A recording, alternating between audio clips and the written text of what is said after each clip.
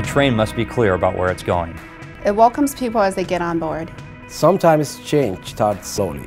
But then there's a moment when you know you're rolling. And you just think, yeah, here we go.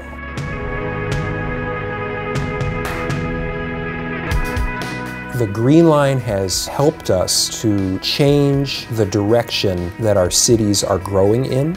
This region has been one where everyone expects that to get around, you will need a car. By having all this development, the finished buildings, the buildings under construction, the buildings that will happen soon, in place, we are showing residents, like the people who live in this building, and residents who don't live in the Twin Cities yet, that it's possible to live here and take advantage of this transit investment.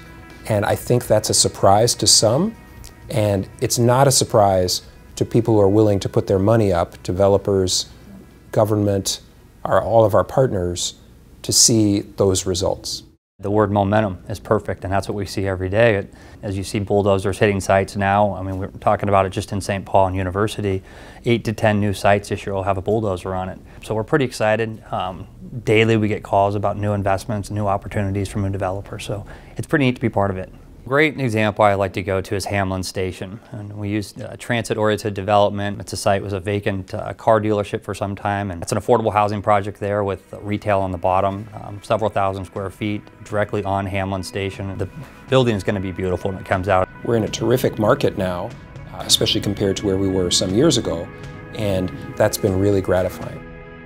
The Cedar Cultural Center is a nonprofit music venue, and we do about 250 live music performances per year. Cedar Riverside has the largest Somali diaspora of anywhere outside of Africa, and the Cedar Cultural Center's mission is to promote intercultural appreciation through music. There is a very clear need for public use space. It's very densely populated and there aren't a lot of places for people to gather. So we took it upon ourselves at the Cedar to develop our outdoor property here, which is right in the center of the neighborhood, to be used as a public space for the community. There is cultural and language barrier for this community.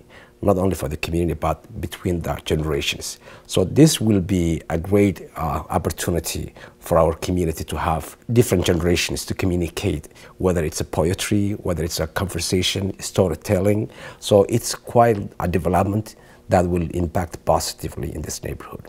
It will also remind us back home, those of us in the first generation, that you have a space outside in the few months of the sunshine to chill and you know, after work to talk to people, say hi to people passing by on the street, have our music, storytelling. It will be very interesting to see that because it's first kind in the Twin Cities for the community.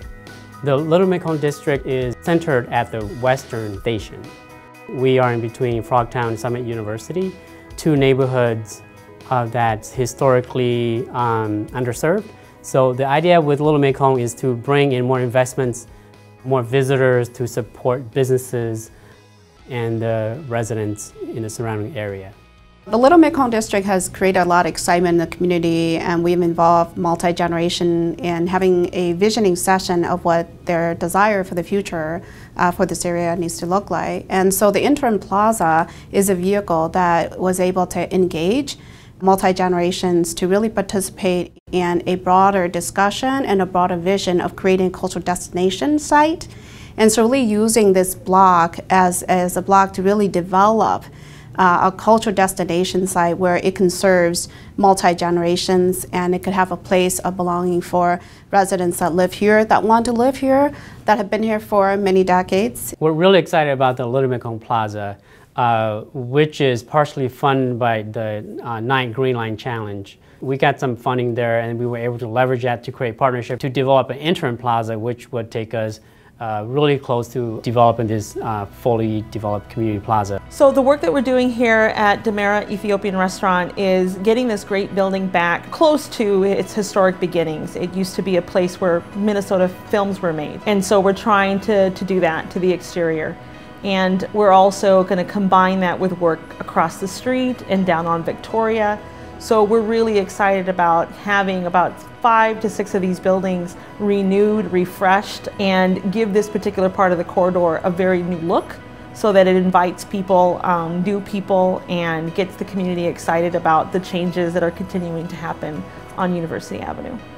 We started this restaurant, my wife and I, and we're trying to bring our cultural food for the neighborhood.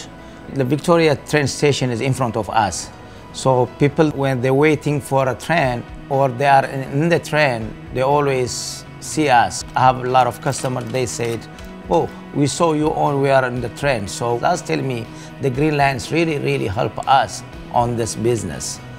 The surprise for me about the Green Line has been just how quickly the development market has responded. But here we are, just 1 year into the Green Line operations, and already we're seeing just how quickly the results have shown themselves has been the surprise for me. Most excitement, hands down, the ridership numbers. I mean, we keep getting those. I mean, we had some more come out last week. We're at 2030 levels. I mean, 2030. I mean, think about where we are right now. Think about where we're going to be in 15 years. We're going to have double-decker trains out there. I mean, which is a good thing. I mean, that's pretty exciting. And we go through these phases, and we're moving into, we've done a lot of housing, and that's great, and that's, setting up a good foundation.